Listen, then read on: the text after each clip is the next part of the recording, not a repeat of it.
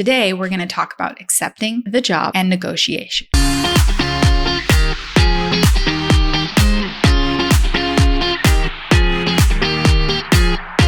Hi everybody, welcome back to my channel. My name is Leena Saleh, the Edtech Guru, where we are disrupting edtech and education. All right, let's do this.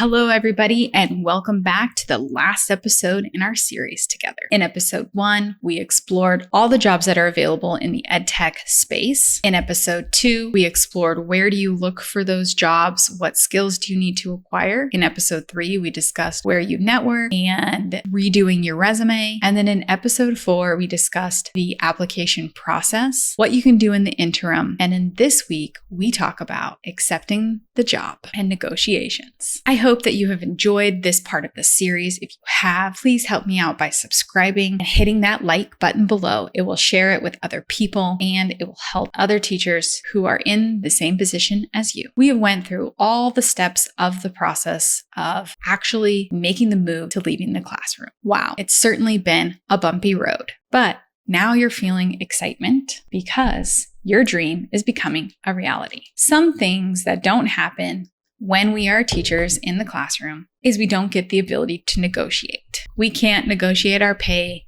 You can't negotiate your benefits. There's actually nothing left for you on the table except for to possibly ask for some professional development, something like that from your direct principal, but there's nothing to negotiate.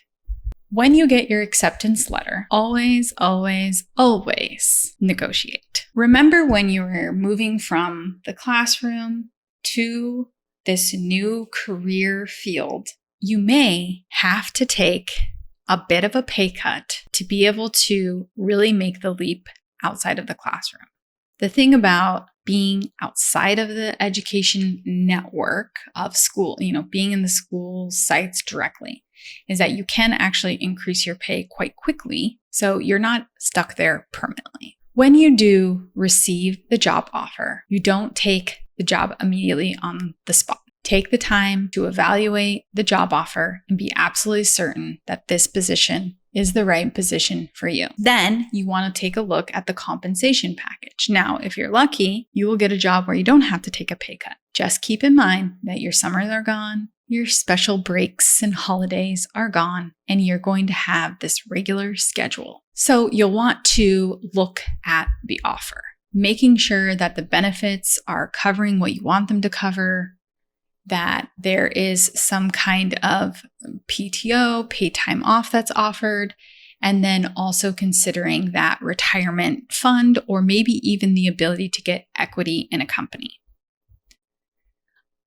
Many of my friends have worked for a lot of edtech companies and startups, and they have received equity from the company. That means that you get these vested stock options. So at a certain time, your stock options that you're given when you work for a company for 3 years are now able to be, basically you're able to receive money from them. So those are some things that you would never get teaching. You would never get stock options, or you wouldn't get any of these types of things. So these are the things that you want to evaluate and look over. Never immediately take it right there on the spot. Say, thank you so much. I'm going to take some time to look over the offer and I'll get back to you with any questions that I may have. Some things that you want to negotiate is possibly a benefits package. Maybe they don't cover all of your insurance. Say, I would love to take the job, but unfortunately, I do need you to cover all of the insurance, or I would like for you to give me some vested stock options, or I was really hoping that my salary was going to be about $5,000 more. I really want to make it so that when I'm working for the company, I have financial freedom to focus on the tasks at hand and to be my best self for you. Now, if you feel like you get this job offer and they come to you with a compensation package or salary that you just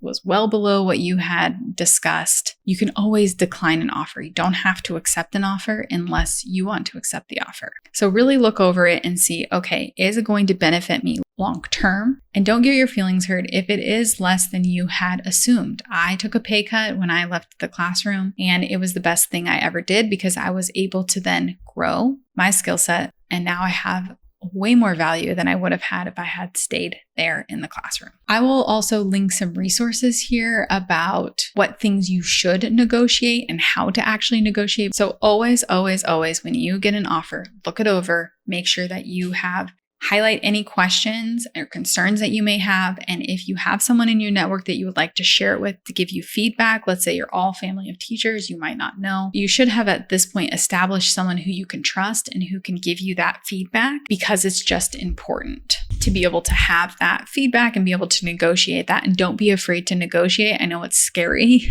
First time I did it, my stomach was hurting. I was sweating. I was really, really nervous about even saying anything about that. It's something you need to keep in mind. Negotiate something, extra vacation days, whatever. So try to get with someone who is in your network, who you trust, and have them look over your offer letter before you do a full acceptance, because there sometimes are things in there that you might need to look at. And oftentimes companies will also have you sign either a non-compete or an NDA, making sure that you're not ever going to leave the company, and then, take the information that you have signed and have done. Maybe let's say I do work for a coding company. If I decided to go to the next coding company, it might be competing for the same space. And so that is something that I may have signed in my contract that says I can't do that for a 12-month work period or 6 months. So just making sure that that's a conversation that you have. And when you do decide to leave the job, just a conversation that you'll want to bring up if you leave on good terms. Now we've covered that part, and just knowing that you always have a voice at the table. Okay. Something I want you to really keep in mind and really understand. Now, the next thing I want to talk about is a recruiter is going to ask you what your expected salary range is. And instead of putting yourself in a bucket, which I made the mistake of doing several times, and you learn from those things, is when they ask you how much you anticipate to make, ask them what the salary range is for the position. And when they give it to you, say, that's great. That works inside of the realm of what I was thinking. Okay. Don't pin yourself. And when they ask you how much, just ask them what the salary range is for the job. And then they'll ask you, does that work? The next thing I want to talk about is the consultancy rate. So when you are a part-time person, we recently hired someone on at CodeMonkey, someone I've been mentoring to do some consultant work for us. And so the first question that the team asked was, what should your hourly rate be? This is something I didn't know right off the bat, so it's just something that you should know. Either Google the amount that would be full-time, like what would the salary range be for that full-time role. I'll also link this below for you. Let's say that you want to make $40,000. You're going to take that number you're going to divide that number by the number of working weeks. So that's 52 weeks. And then you're going to take that number and you're going to divide it by 40. So that's how many hours are in each week. So let's say I have $40,000. I'm going to break this down right here for you. 40,000, I work 52 weeks, work 40 hours in a week. That gives me an hourly rate of $19. Okay. But then you're going to want to mark that up by 25 to 50% because you will have to pay taxes as a consultant, and the tax rate is much higher. So you need to think about that and your internet and all the other things that kind of work in there. So that basically covers this runway fee. So let's say that you mark it up by 40%. That would give you $26, give or take. So that's going to be your going hourly rate. So it's going to be different depending on the type of role that you have, but that's something that you want to have there. Now, what do you do for, doing a consultancy? So a lot of times you would just say, hey, I'll give you the hourly rate. You usually can notify them when you finished 85% of the project, so they can decide if they want to re-up your hours. Now, if they decide to do a more long-term range, you can always offer a discount. And I'm going to attach this article here. If you have more questions about it, you can send me a message and I'm happy to walk you through what exactly that looks like.